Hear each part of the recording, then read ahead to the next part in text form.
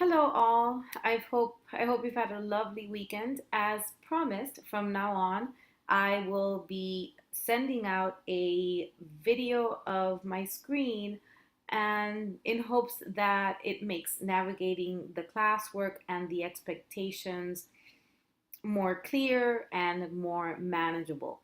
I will say this is an intense course.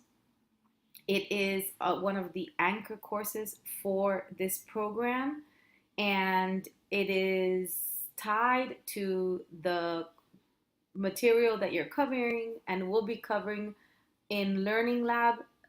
So I can't or won't deny that there is a certain level of intensity to it, but that should not include confusion. So I really want to make sure that I do my best to make the expectations as transparent as possible.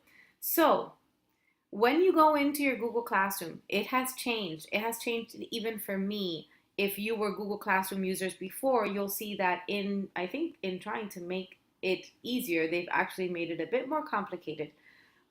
So what you need to do when you come into Google Classroom, the first thing that I would do as a student is go straight to your classwork, because that is where I will be posting the material, the task lists, and the actual the work that's due and the slots to be able to complete it.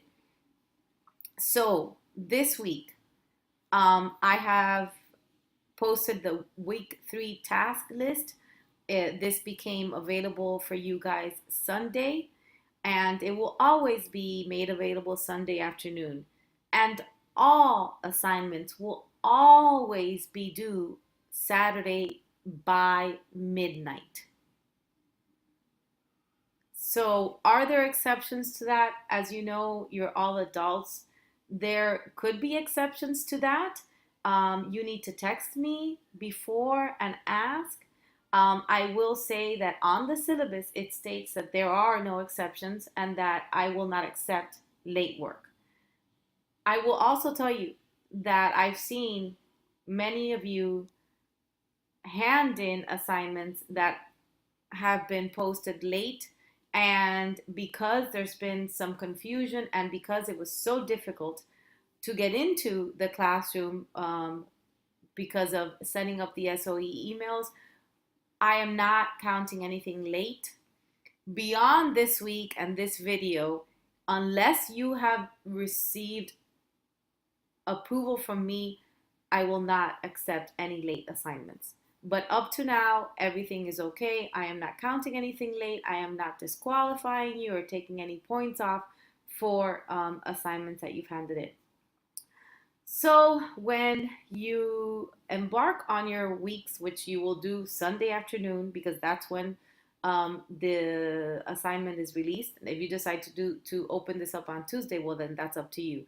But I would, as a student, begin with the week task list, because that's where all of the information will be in terms of what's due and how to do it.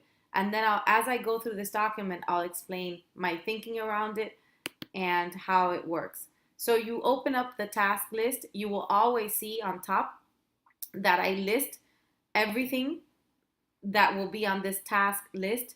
That doesn't mean, however, that there is a task related to each one of them. Sometimes, like last week, I just want you to review something because I want you to become acquainted with the work, and I don't want it to be overwhelming later on. As you guys noticed, last week, I asked you to review the comprehension assignment, which is not due until December 15th. But hopefully by making you review it, it'll be less harrowing and less overwhelming when we get closer and closer to that due date. So as I said, you open up the task list, and for this week, I want you to view and explore the presentation as the first thing to do. And I'm saying that because this entire week is related to young adult literature and to collaborative strategic reading. Last week, you did a module on reciprocal teaching, and read an article on reciprocal teaching. And this week it's collaborative strategic reading. I will tell you that the two cornerstones of reading research have really led us to quite confidently say that collaborative strategic reading and reciprocal teaching are indeed very effective. They're kind of tested. There have been many studies where these findings have been replicated. So, when done with validity, these strategies work well. And as students that are acquiring a master's degree in special education, which will include working with many struggling readers, I really want you to become acquainted and gain practice in reciprocal teaching and collaborative strategic reading. So for this week, I want you to view and explore the PowerPoint. And as you can see, you can just click in here and it'll take you to the PowerPoint. So for this week, I want you to complete the IRIS module on CSR, which is collaborative strategic reading, read the CSR article, and take the assessment on CSR. So that is the expectation around this PowerPoint. When it says take the assessment for CSR, that is actually your exit ticket for this week. So you will run through the PowerPoint. It describes collaborative strategic reading. As you become familiar with it, you'll see that it's very similar to reciprocal teaching. I would say that collaborative strategic reading can be used with fiction, but I think it's easier to use it with nonfiction. It can be done in groups and it can be done one-on-one. So if you work and your role as a special educator is to provide one-on-one interventions, then this is still something that can be done just with one student. So I want you to run through the PowerPoint, take notes, and then I want you to work on the IRIS module for collaborative strategic reading, which I have linked as well. And then I want you to read an article on collaborative strategic reading, which is by Vaughn and Klinger. As you will see, if you go to this tab, it's an article on using collaborative strategic reader by Jeanette Klinger, which was actually a colleague of mine, and Sharon Vaughn. Then the exit ticket for this week is related to collaborative strategic reading. So it's based on the article to some degree and on the IRIS module itself. Then for your fifth task, I want you to read Teaching the How, Critical Lenses. I think it's one of the articles that I love most in Sped 771, and you will see that there are many of them. But I think this article does an amazing job of how to teach students to read from different perspectives. And I think it teaches us, educators, how to do that really well. And more than anything, it's asking students to become more critical readers. And I think that we all know that that's important. So if you click on what I'm expecting you to do is read the article, which is in the week 3 folders for readings, and to create a 4-3-2-1 response for this article. When you click here, you have instructions on how to create a 4-3-2-1 response. So I think that will be self-explanatory. Then lastly, I want you to choose 2 articles from the 5 that I've listed here and to create a say, mean, matter document for each one of those. So I would like you to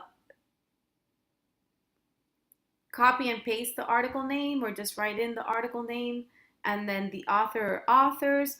And then I want you to say, basically, choose a quote from the text, including the page number, and obviously choose one that either stands out to you, is significant, or perhaps confuses you.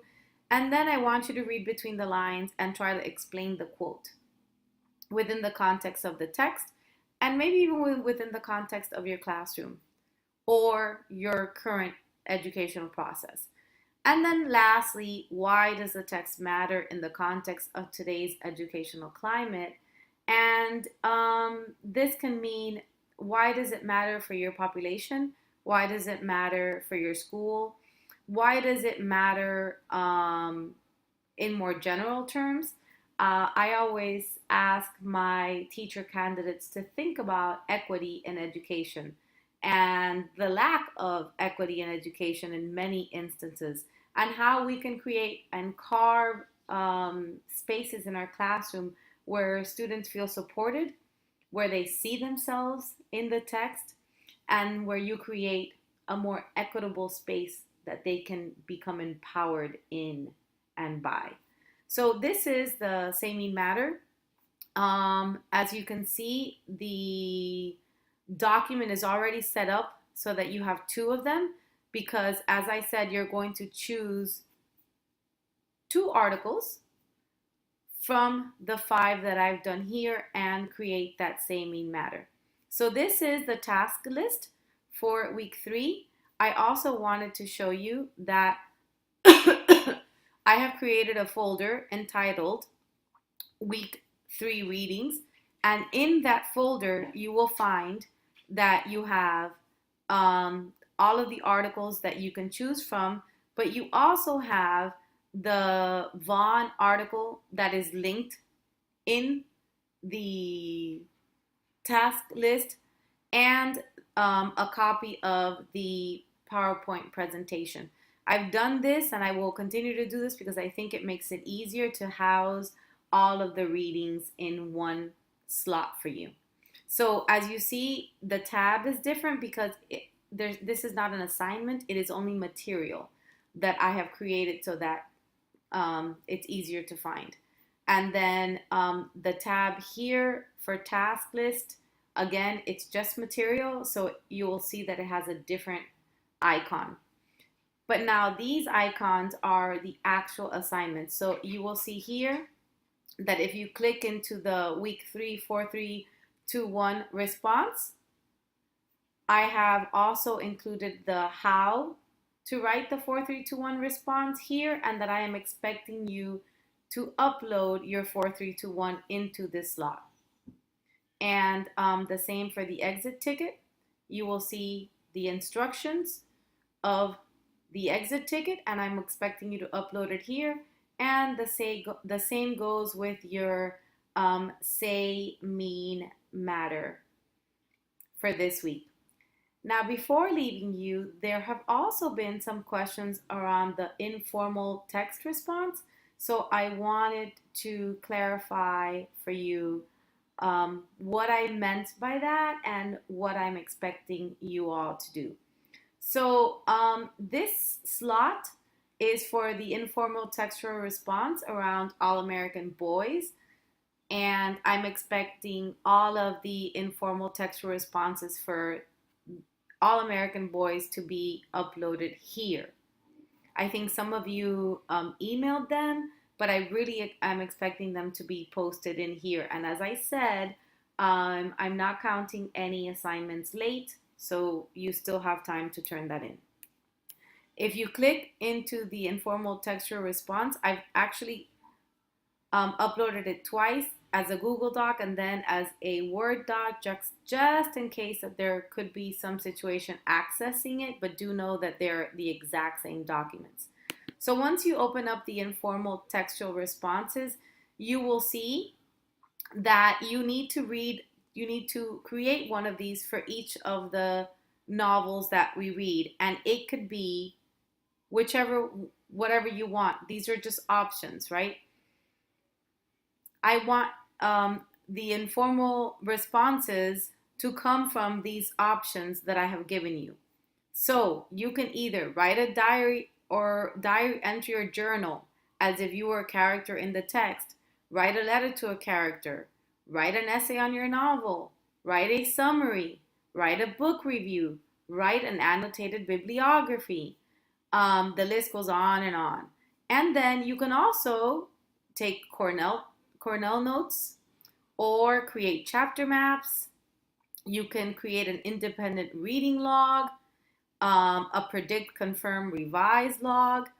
Now, the objective of these informal textual responses is for me to assess your reading of the text and for you to have, as it says here, future samples of a variety of formative assessments that you can use as models of your own for your students.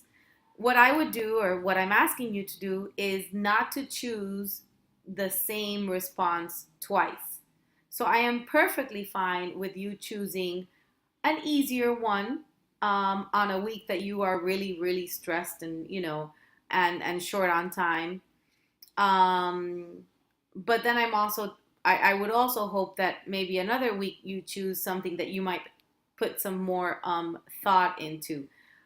Uh, Remember though, the objective of the informal textual responses and of reading the young adult literature is to remember what being a young adult is like and kind of to revisit that space emotionally. So I hope that these are fun and that you get reacquainted with what reading for pleasure was like. Because I think once we are in master's degree programs, everything we read is just for class. And I wanted to give you an opportunity so that that wouldn't necessarily be the case.